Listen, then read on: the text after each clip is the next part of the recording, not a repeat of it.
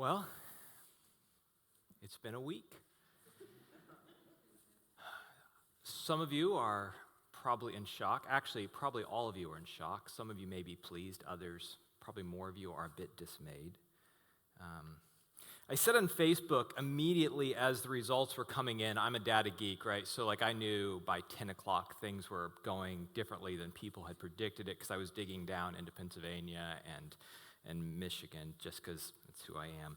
And as I began to see how things were going, I said that rulers will come and go, but the calling of Christians is consistent. We're to love people, care for the sick, protect the vulnerable, and live into God's kingdom. I believe that with all of my heart, and I also believe with everything in me that no matter what, that the best is yet to come. That God is working in the midst of even what seems to be a dark time. God is working in the midst of this time to redeem, and bring about something beautiful. I believe that. But I also suffer from what some people would refer to as white man syndrome. I don't easily get anxious about things because for whatever reason, white educated men normally end up on top. For whatever reason that might be, we end up okay. And so my natural inclination is to say, guys, it's gonna be okay. Don't freak. But I need to acknowledge that there is a lot of fear and uncertainty. Not simply because of partisan politics, because partisan politics does a really good job of convincing you that the other side is dangerous. We do this all the time, and it bothers me, right? And so I always am very careful with demonizing either side because the spin machine on both sides is very powerful. But because of many things that the president-elect has said, we are in uncertain times. The things that I've seen shared on Facebook, the celebration or the talk about a celebration in North Carolina by members of the Klan, by the celebration of David Duke, who was a former Klansman, who said something along the lines of, "We helped make this happen." It has brought out some of our darkest inclinations. And you need to hear me that I do not believe that the people who elected Trump are bad people. Right? For most of it, they're your friends and your family, right? You know these people.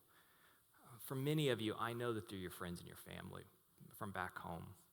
Right? We live in the enlightened coast, and we get to pontificate from the safe zone of D.C. They're not bad people, but there is darkness, and we're beginning to see this. And so here's what I want to say, and this isn't my sermon this morning, but I really felt like I needed to say that we hope that everything that the president-elect has said was just bluster. I tend to think it was, right? The showman, he knew exactly what he needed to say to get elected. But adding rhetoric like this to the national discourse is dangerous. And so this morning, I want to say to all of those who sit in fear and uncertainty that we are family, and we are in this together. And throughout history, the church has done some bad things throughout history, but in its most beautiful way throughout history, when we have been faced with darkness, the church has come together as a safe place, as a sanctuary, as a refuge. And we are in this together, whatever happens as we move forward. And I just need to say that. It often feels empty to say that there's power in Jesus' name, right? Because it feels very uncertain. But the power that in Jesus' name is that we are empowered to face the darkness together. We are united together as family. And we will, whatever happens, be in this together.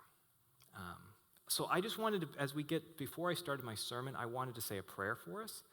I want to say a prayer for our nation.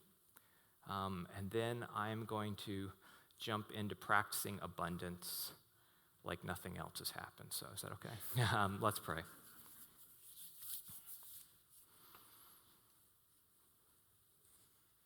God, my heart is heavy. I want to speak the right words. I don't want to allow us as a congregation, as a people, to get caught up in partisan spin.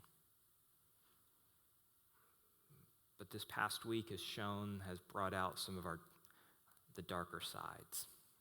People are behaving in ways, for whatever reason, that they hadn't behaved as openly before. And there's a lot of fear and uncertainty. And I just pray that you would begin to bring healing to our nation, that you would begin to bring reconciling peace, and that you would begin with us, that this congregation, that this church, that the people in this room today, that we would begin to model to the world what it looks like when people come together in unity of different racial groups, of different socioeconomic backgrounds, of every different type of person that you can imagine that comes together and gathers, rich and poor and Republicans and Democrats, that we would begin to model what it looks like when people live together in peace and harmony and love for one another. And I pray that when the darker forces raise their ugly head, that we would unite as one and say, this is not okay. Empower us to put your future kingdom that is breaking into the present on display in our world. Amen. So we are in the middle of a series entitled Practicing Abundance. And I have to, full disclosure, if you've been at the table for a while, you have heard much of what I'm about to say. And if you hang out with us here at the table for a while longer, you will hear much of what I'm about to say again. Because it may be one of the most important practical messages that I have. What I want us to hear today, I think, is something we need to hear over and over again. We're in the middle of a series, though, called Practicing Abundance. We began the first week by getting us to ask this question, or helping us ask the question, what matters most? What are the things in your life that matters most? And then helping us decide, does our calendar and do the resources that we have match whatever we say matters most? And if you missed the first sermon, you can catch up online at thetablechurch.org or on iTunes. And then last week, we talked about the way we use our calendars. And my challenge was for us to align our calendar with what matters most, because we said this: our calendars are less about what we want to get done and more about who we want to become. And so today we turn our attention to another area of our lives where we feel scarcity, and that's in our wallets, right? Everyone, no matter how much money you make in this room, chances are that if you are a resident of DC, you most likely would always say, yeah, I could use a bit more money. And we feel scarcity in spite of what would look like to many people abundance. But the reason that many of us don't feel abundance is because we lack margin. We lack margin. I talked about this last year, and I talked about the story of the time that I felt the most wealthy in all my life was when I was living at home with my parents and working a full-time job and a gap year. Right? I wasn't making that much money, but I had no bills. My bank account was growing by the day. I could buy anything or do anything that I wanted to, and I felt rich. In retrospect, I was earning like $15 an hour. It really wasn't that rich. But because I had margin, I felt like I was wealthy. And no matter how much you earn, if you spend all that comes in, there's no margin, and the lack of margin feels like scarcity. So if you earn $25,000 a year and you're living on $20,000, you'll feel better about your finances than someone who earns $100,000 and lives on $120,000. Like most of you, like me, probably remember a time in your life when you had actually little money, but you felt like you were rich. Maybe because you were living at home, or maybe it's because you're on a missions trip overseas, and compared to everyone else, you had an abundance of money.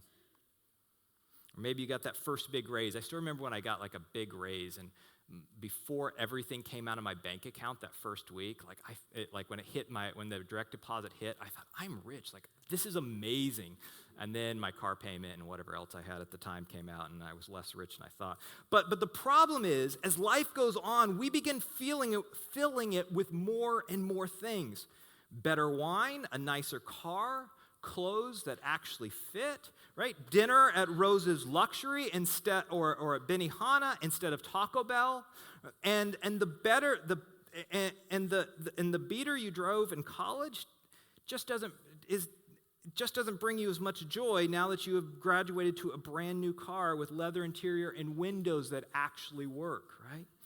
And before long, our car, so this side story, but the car Charlie and I drove for the first 7 years of our marriage, I think, had a leak. We don't know where the water came from, but anytime it rained, our floor would just have a pool of water in it for the next 2 to 3 weeks. And so our car smelled like mildew constantly, but we were committed to that car. And honestly, we thought it was a great car. And then we bought a new car for the first time in our lives, and that car we realized was crap.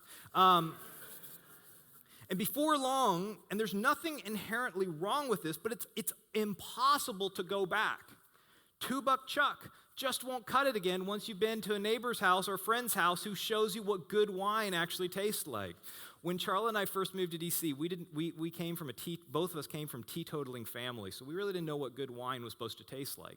And so we went to a wine tasting party where you hid the label, right, what type of wine you were drinking, and then you were supposed to guess which was the most expensive wine and which was the cheapest wine.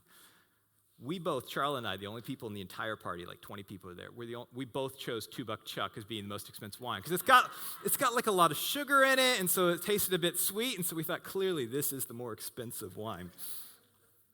But right, there's no going back. And the more you buy into the life you're living, the more that you buy into the life that you're living now, the harder it is to go back, the harder it is to let go, and the more scarcity you begin to feel. Because there's always something better. There's always a better house, there's always a better bike, there's always a better neighborhood, there's always better wine, there's always a better meal.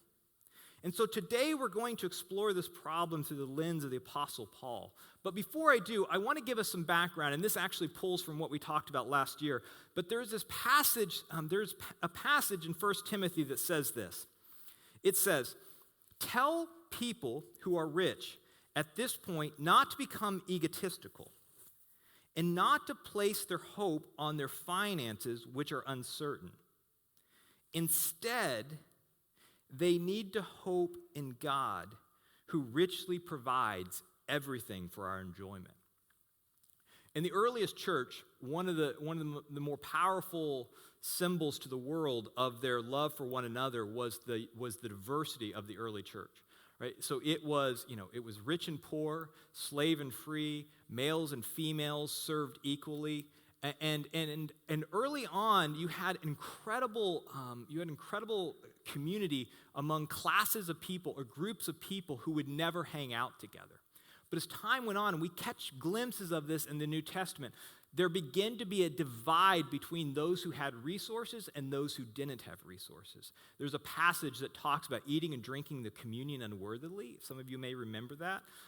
In the passage about eating and drinking communion unworthily, what was happening was the richer members were getting together before everyone else, and they were having a party. They were drinking good wine, eating all the food, and then later the poor members would show up and they would get the scraps of the scraps of the meal. And so Paul is seeing that this is becoming a problem. And so he says, tell the people who have abundance not to become egotistical, because as you gain abundance, it begins to be easier and easier to think that you are better than people without.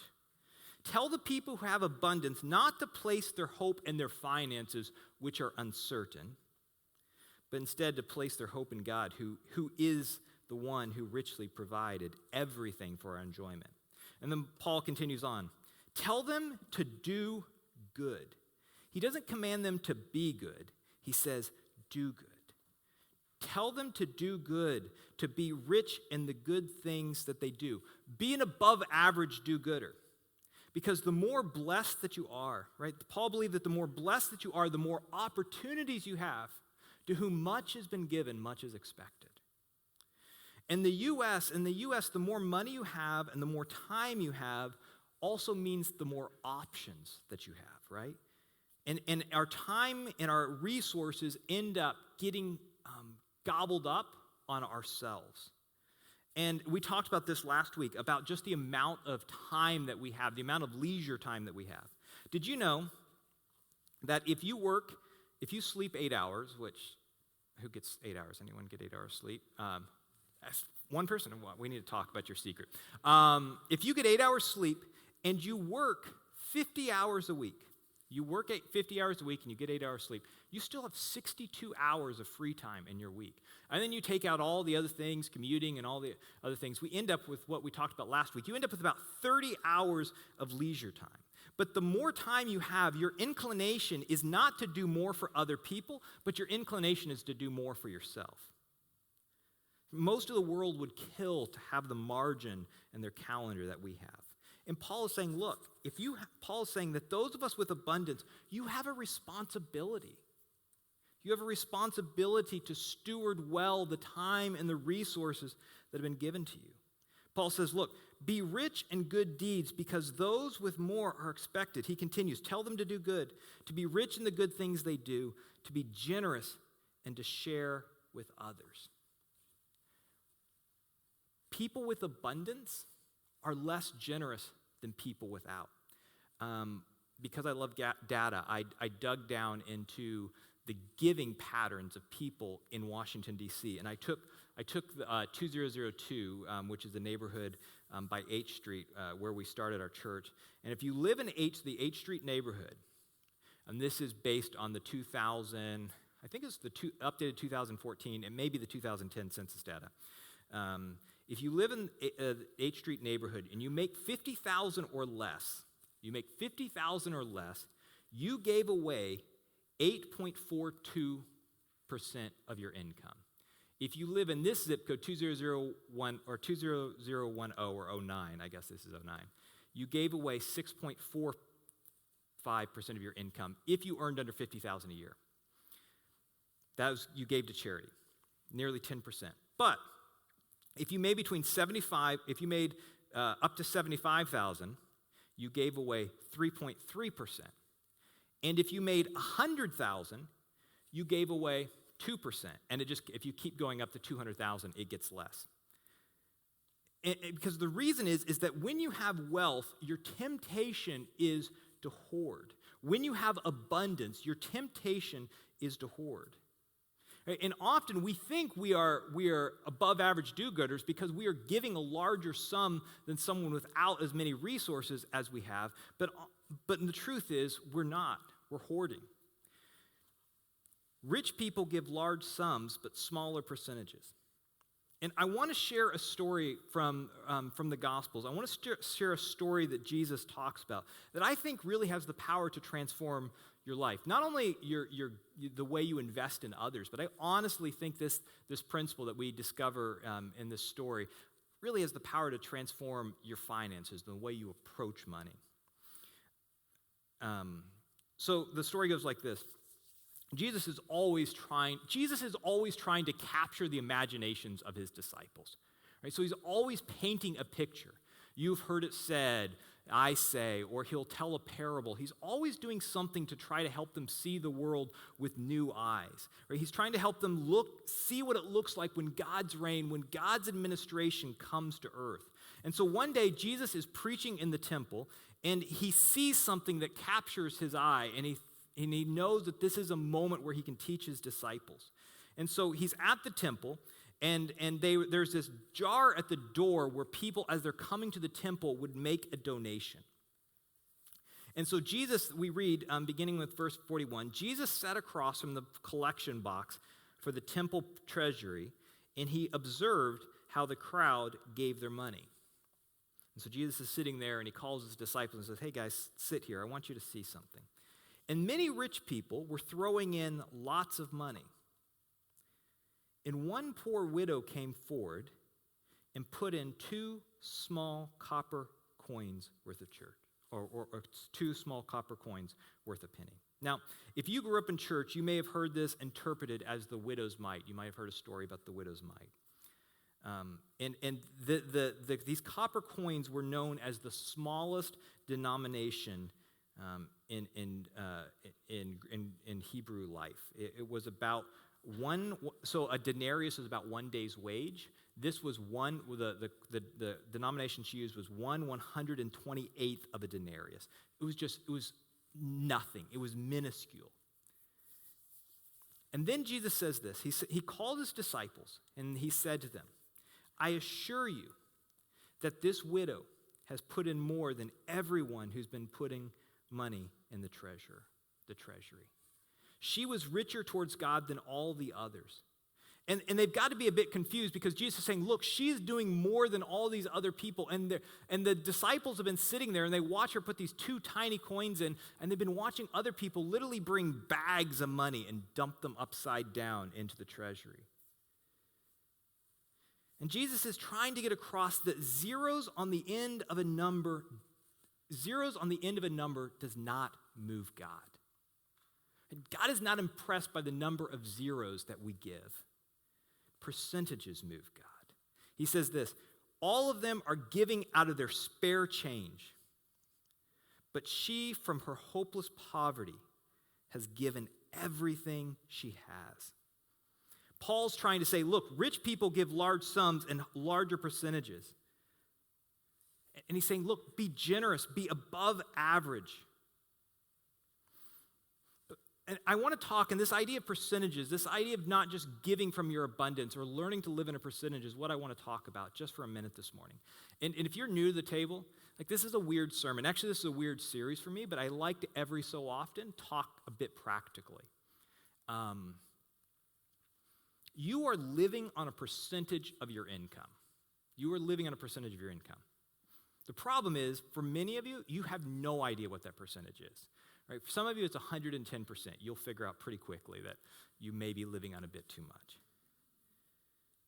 And if I had one piece of advice from my adult life, it would be this. Pick a percentage of your income to live on, and then pick a percentage and live on it. Because you're living on a percentage. The point is whether you're going to be able to choose the percentage. This idea really was impacted by a guy named John Wesley. You'll hear me talk about John Wesley. He's this church leader about 300 years ago in Great Britain. But Wesley became fairly wealthy through publishing and through a number of other ventures. Anyone know William Wilberforce, the guy who helps lead the end of slavery in the Great Britain? Wesley influenced Wilberforce and his movement. In fact, the last letter that Wesley writes before he dies is to William Wilberforce, encouraging him to continue the fight against slavery in Great Britain. And Wesley amounted great wealth, but he grew up dirt poor, and because of good fortune, he had done fairly well for himself, and he became an Oxford Don, or became a professor, essentially, at Oxford. And this position came with £30 a year, which was more than enough for him to live comfortably. He spent his money, according to his writings, on tobacco, playing cards, and brandy.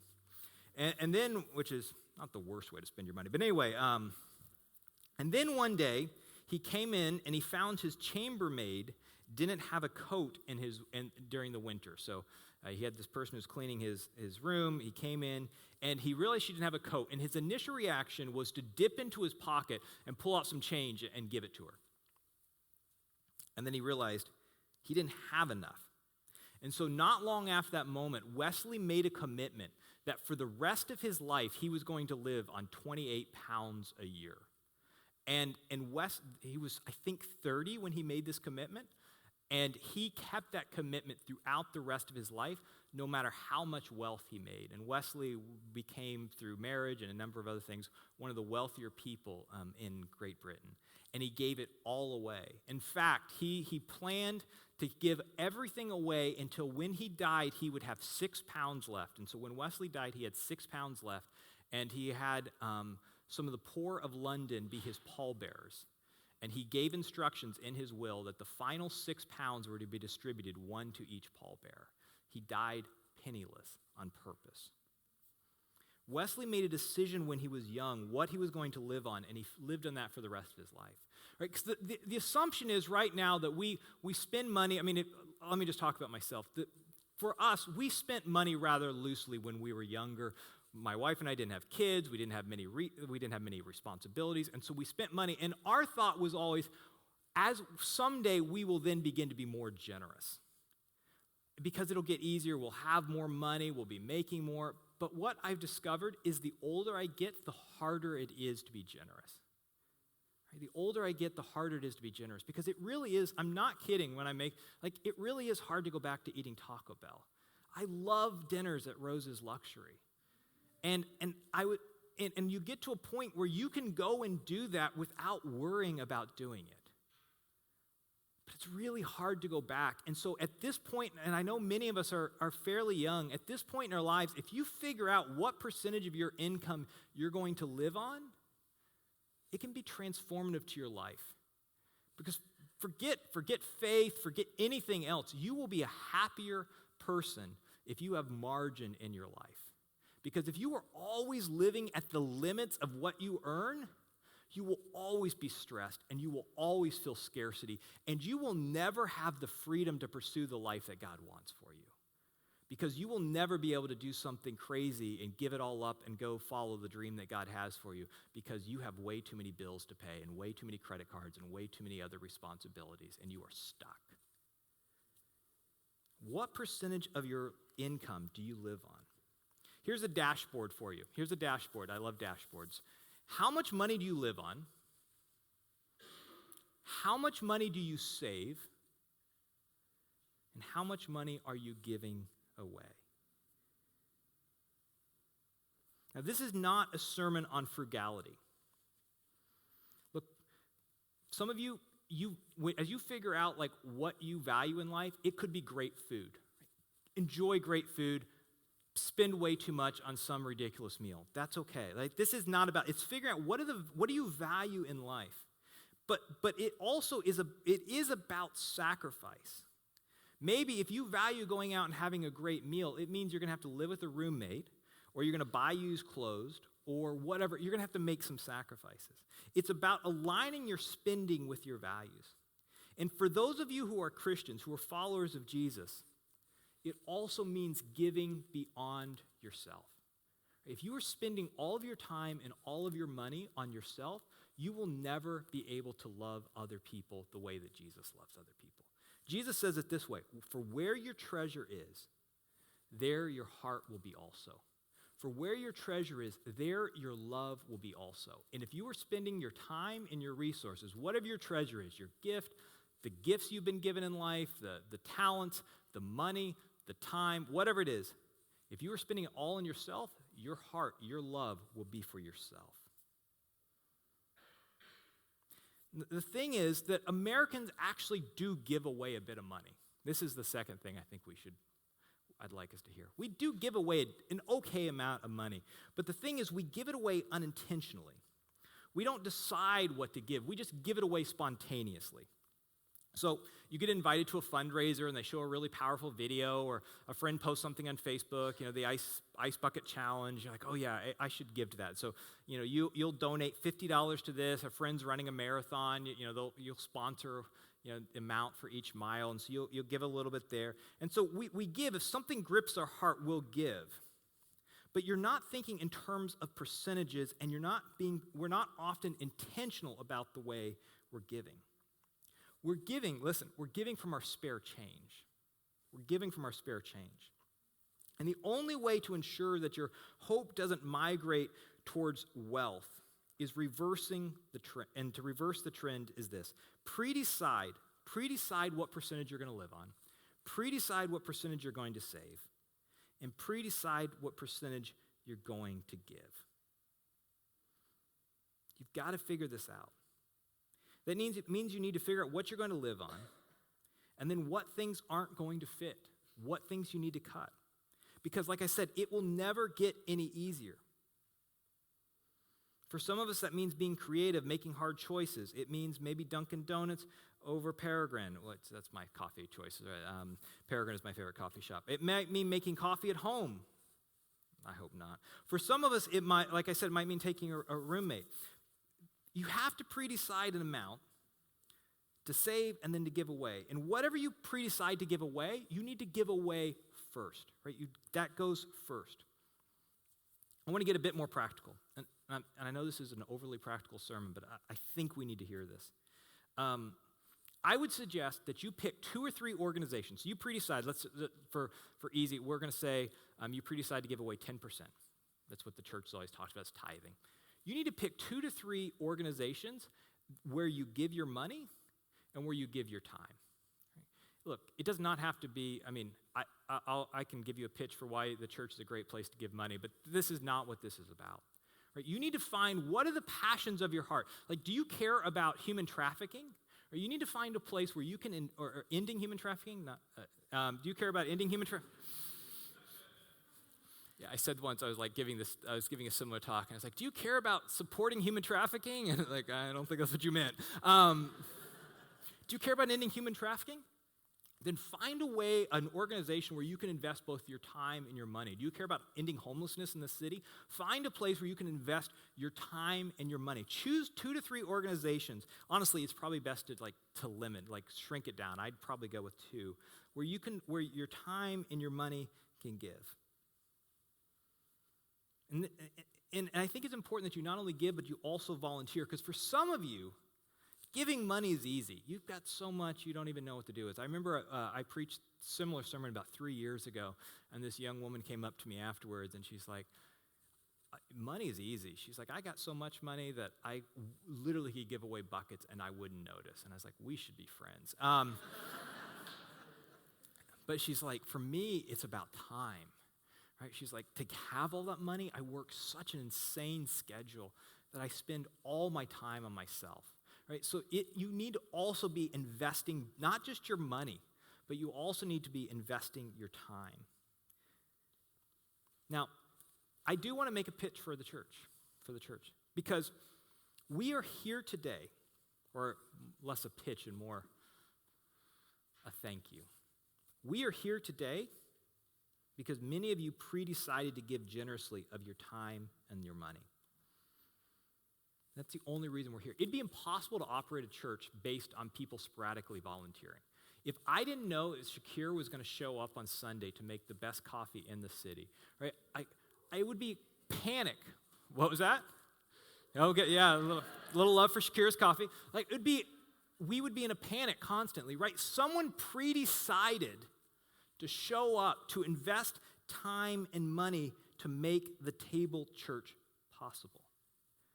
And I don't do this enough, but I want to just say thank you to all of you who pre-decide to both give time and money to make the table possible. Because every time someone decides to follow Jesus, it's because of you. And every time a newcomer walks into the community for the first time and makes a lifelong friend, it's because of you. And every time someone discovers and lives into their purpose through the Table Church, it's because of you.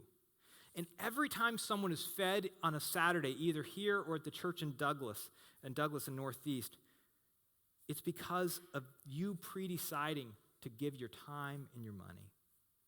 And every time someone is baptized at the table, it's because of you. You're an investor. You're a stakeholder. And I just want to say thank you. Can we give applause to everyone who makes the table possible?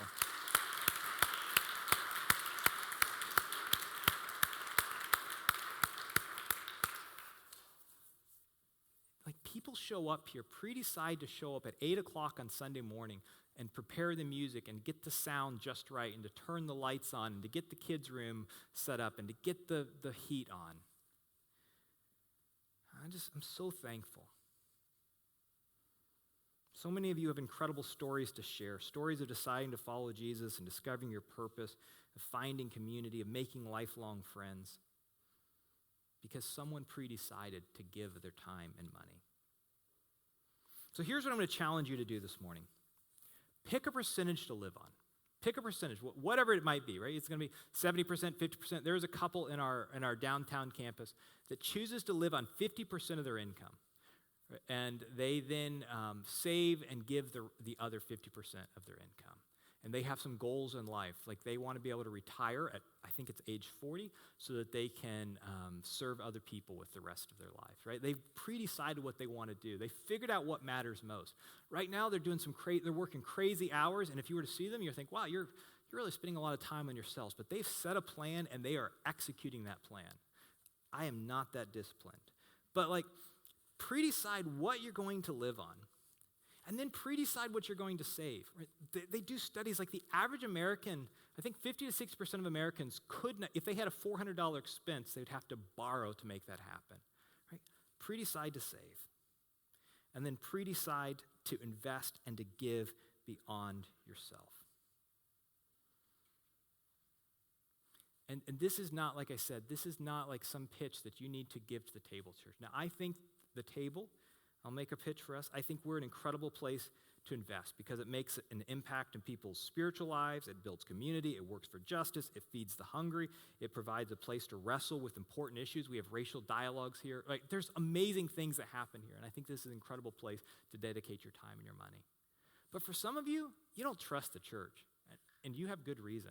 Or some of you are not a follower of Jesus, and you're like, I'm not going to give to a church. Right? That's great. Like, find some place to invest your time and your money. Because I guarantee you that you will be more fulfilled if you pre-decide to invest in something beyond yourself. Now, some of you may be saying, okay, great, you sold me. So how much should I give? 10%?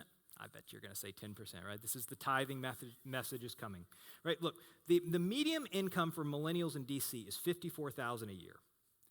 And the group of people who make $50,000 a year in DC, based on my research, they give about 6.5% of their income, right? So if you're figuring out how much should I give away, I've got a really rousing challenge for you. Be average, right? Be average, right? Can you at least be average? Now, I think you should be I believe in progressive giving. Like my wife and I, we're working to give a larger and larger and larger percentage of our income. For me, it's not about just, like, there's not some magic number. It's about continually sacrificially investing in something beyond yourself. And like I said, pick an organization or two, invest your time and your money. I want to recap quickly. Paul says this. He says, look, tell them to do good, to be rich in the good things they do, to be generous, and to share with others.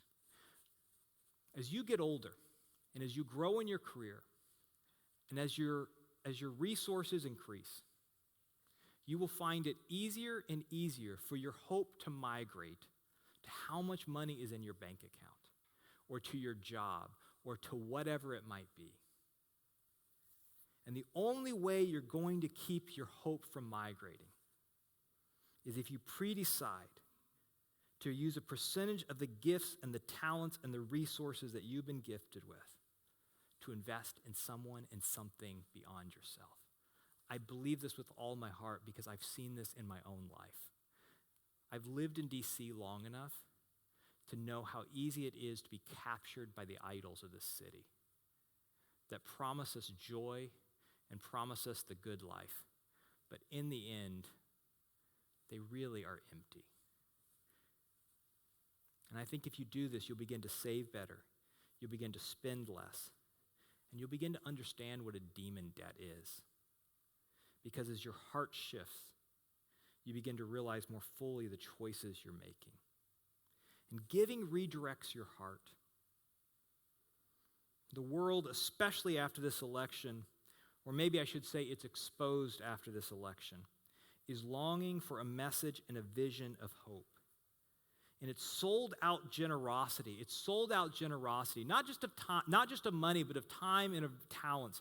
It's sold out generosity that captured the early church world, that they were so impressed by the way that the earliest Christians would serve people beyond themselves. It was sold out generosity that captured the world of the early church.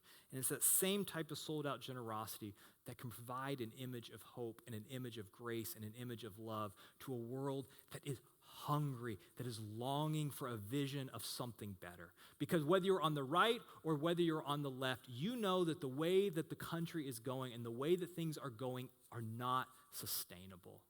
Right? We can't continue to be this divided. And so I hope, I pray that as a community that we would model a generous love, a generous grace, that we would invest our lives in this city and the organizations who are working to make a difference, that we would invest ourselves, that we'd invest our time and our money to seeking the peace and the renewal of this city. And that by doing so, that we would put God's love on display to a world that is so desperately looking for another way. And our generosity allows us, slowly but surely, to help Christianity become known for our radical love. Practice abundance. Let's pray.